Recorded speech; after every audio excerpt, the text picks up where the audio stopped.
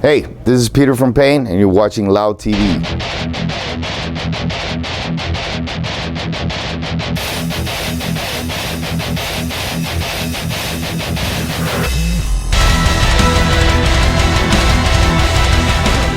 No, on this one I only lost my head 1,000 times, so I worked on it for like a year, and yeah, it's not a healthy way to go, I think, because you stress so much all the time, and beginning is good when you start creating the songs and stuff like that, but when you start really get into every song and produce it, it's pretty brutal. But you know, that's what the whole finesse is about making an album, you know.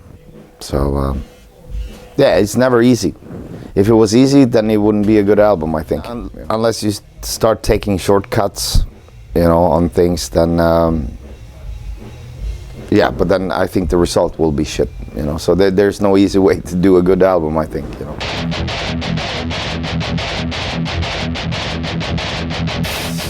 I can just say what people tell me. It's a roller coaster of emotions, you know. One song is like this, another song is like that, and so on. So it was just something I wanted to do with a little bit more acoustic and less distortion on guitar on certain parts, and keep it empty, like very dynamic, I would say, on the songs. So that also, for doing that first time, it's really scary to sing in front of acoustic guitar instead of in front of a lot of wall of sound, you know. So I had to shape up and try to sing. Some songs are very energetic, but some songs are more like emotional, dreamy kind of thing, and yeah, it's a lot of everything in the album, I would say, you know.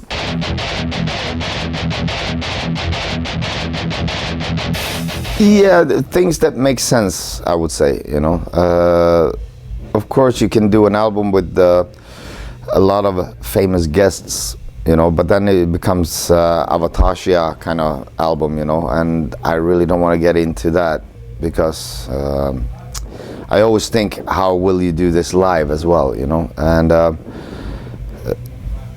you know, in the past I pulled some strings. I got Peter from In Flames, I got Mickey D from Motorhead, and Alexi Lio from Children of Bodom on one album, you know. I mean, you can always, you know, sometimes it makes sense to have a lot of friends on your albums, and sometimes it makes sense to not do it. So on this one, it was just like, I didn't really have any plans on trying to get any guests on there. Thing was, Joakim was there, and I just told him it was payback time for Carolus Rex, you know. And he's like, yeah, no problem, you know. And we did it. It took 10 minutes. It was fun, you know. And it's, you know, for SABATON fans, it might feel weird to hear him singing that he's a gigolo, you know, on this, instead of wars and stuff like that, you know, history and stuff. So yeah, it's really a fresh wind into the album, I think, you know.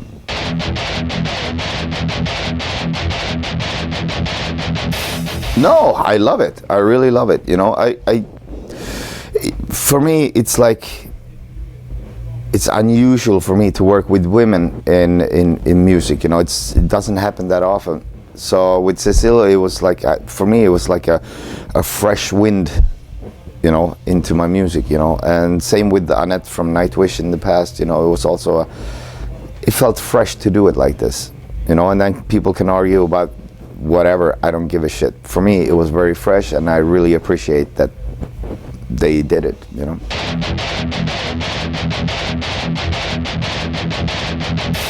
That one is probably the only one that's more hypocrisy than hypocrisy, kind of. So, I mean, that was just a thing that I've always got into somehow, searching for other things, you know, and it always came back, and I was like, what's with this Black Knight satellite?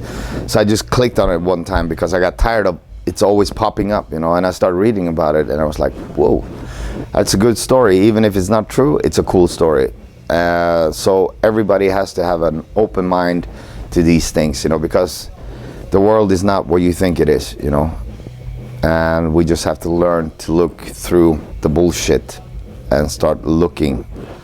Yeah, with this song, it was just a weird story that I don't know if it's true or not, you know, and that feels good to write about, you know. It's so many different civilizations that's been coming and going all the time, you know, and a lot of civilizations just vanish, and all of a sudden there's a new civilization. So there's something going on. I'm not going to get into that because you don't have that much memory in your camera, so I will not get into it because there's a lot of bullshit that we don't know about, you know. Yeah, so just always keep your eyes and mind open for everything, you know. I think there's a lot of things up there. I think there's a lot of eyes on us in one way or another. It's in the beginning when I started do research about things like that, my idea was like they just planted the seed on Earth to get, either it got wiped out once and then they put the seed in there and see what are we going to do this time. How are we going to destroy ourselves this time, you know? They really try to keep us on Earth because if we get outside of our planet, then we're just going to infect all the other bullshit. So they're really trying to keep us down here so we can destroy ourselves and not other civilizations. So we're puppets.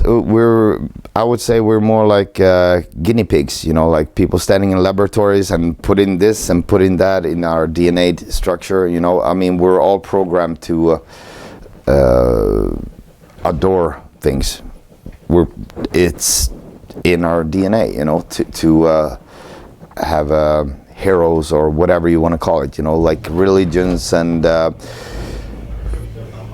the movie stars, blah blah blah, you know, to adore them, you know. It's all programmed in our DNA.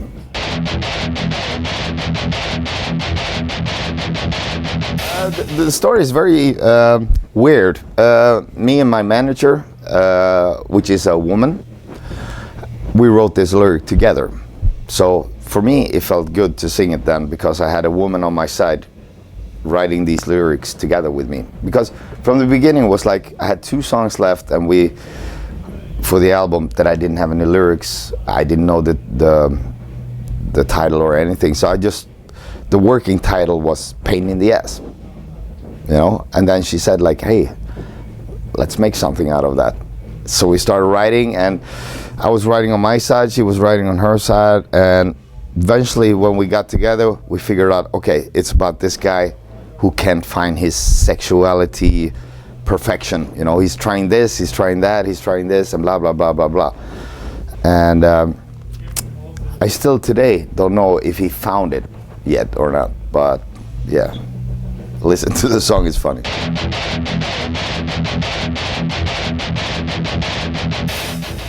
Yeah, they usually always drive me banana, you know. So yeah, it's a love-hate thing, you know. We all agreed on the bus it would be so much easier if we all were gay on the bus, 20 guys, you know, because it would be so much easier, you know, because yeah, for me women can drive me crazy. I've been married 3 times, I've been divorced 3 times. Yeah, what can I say? But I love women, you know.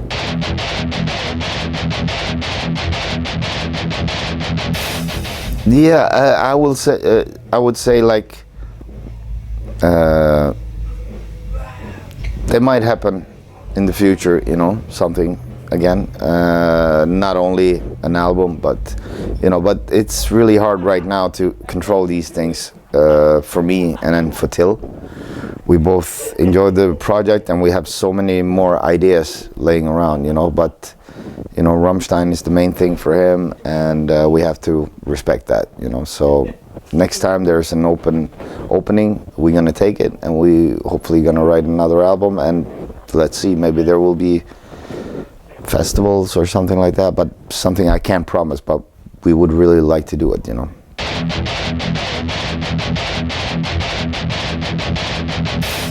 Yeah, when I get home, I'm gonna start to wake up again, because when I go on tour, I turn off my brain, you know. Then there's other people who's paid to think for me, so I really don't think. I'm just here, you know. So when I get home, I'm gonna start thinking about what's coming next. You know, if it's another Hypocrisy, another Lindemann, another Pain, or nothing. I don't know. We'll see. You know.